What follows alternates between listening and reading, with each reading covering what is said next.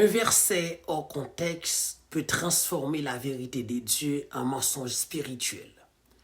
Beaucoup de chrétiens citent la Bible, mais ils ne comprennent pas ce que Dieu voulait vraiment dire. Aujourd'hui, dans hors contexte, nous allons parler d'un verset extrêmement populaire, mais aussi extrêmement mal compris. Dans beaucoup de conversations aujourd'hui, dès que quelqu'un parle de vérité, de péché ou de correction, on entend immédiatement cette phrase, la Bible dit « ne jugez pas ». Et on cite souvent l'évangile selon Matthieu chapitre 7 verset 1, « Ne jugez point afin que vous ne soyez point jugés ». Mais la question est sérieuse. Est-ce que Jésus voulait dire qu'un chrétien ne doit jamais rien dire face au péché? Est-ce que Jésus interdit toute correction? Est-ce que la vérité doit rester silencieuse? Parce que si c'est le cas, alors l'Église ne pourrait plus prêcher la repentance, l'Église ne pourrait plus corriger l'erreur, l'Église ne pourrait plus discerner le mal, protéger la vérité. Lorsqu'on isole le verset, ça devient un problème. Et ce problème est grave. Tu sais pourquoi? Parce que toute la Bible montre que Dieu appelle son peuple à marcher dans la vérité. Alors ce que Dieu veut dire vraiment, on ne doit pas juger. Nous allons en quelque sorte remettre ce verset dans son contexte. Parce qu'un verset hors contexte peut créer une doctrine. Mais un verset dans son contexte révèle la vérité. Aujourd'hui, dans Matthieu chapitre 7, verset 1, comme je te disais tout à l'heure, nous pral parler sur un verset en pile moun connaît. Mais en pile moun comprenne ni mal. Dans la discussion qui gagne journée jodi, c'est comme si m'ta dou si on moun fait un bagay qui pas bon, ou pas ta supposé corriger. Yo dou Matthieu chapitre 7, verset 1 dit, puis go juger moun. Est-ce que c'est ça Jésus-Christ lui-même li te vle dire exactement? Si on moun fait un bagay qui pas droite, qui pas correct, ou pas doit dire ça, ou pas doit corriger. Jean que nous te dit tout à l'heure, si c'est à vrai, si c'est à ça qu'il taillé, l'église te met fermer porte li. L'église pas besoin de prêcher la repentance, l'église pas besoin de corriger erreur moun, l'église pas besoin de corriger ça qui bon, ça qui pas bon.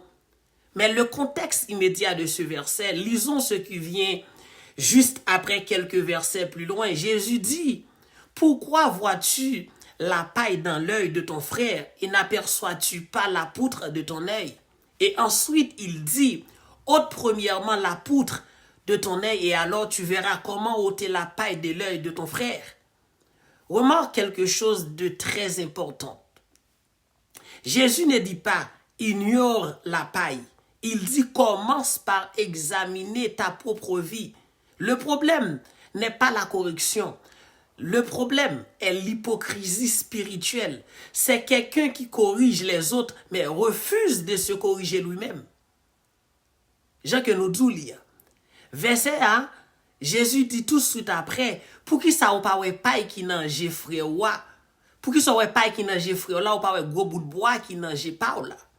Après, il dit retirer gros bout de bois qui n'a pas wa en premier. Après, ça va ouais qui j'en pour retirer paille qui n'a frère là.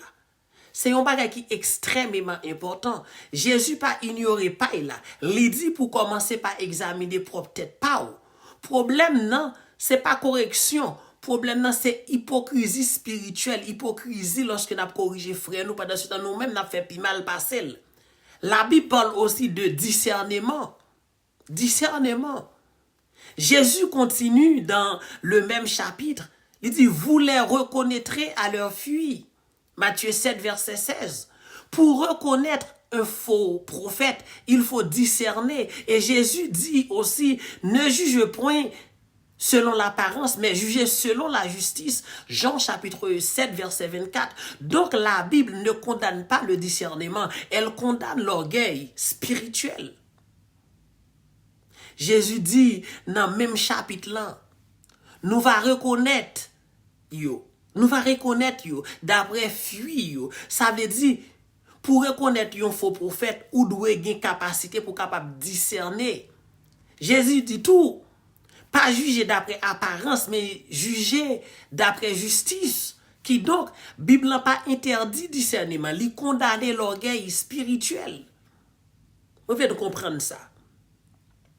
Alors, maintenant, on comprend mieux Matthieu chapitre 7, verset 1, ne veut pas dire ne dis jamais rien. Il veut dire ne sois pas hypocrite. Dieu cherche pas des juges arrogants. Dieu cherche des croyants humbles, des personnes qui examinent leur propre vie, qui parlent avec amour, qui corrigent avec sagesse. La vérité doit toujours être accompagnée par l'humilité, parce que quelqu'un qui corrige sans amour détruit, mais quelqu'un qui parle avec vérité et humilité restaure. Ok? Kounia, ou capable de comprendre puis bien Matthieu chapitre 7 verset 1, pas vle dit, pas jamais dit rien, livre le dit, pas fait bagay yo avec hypocrisie.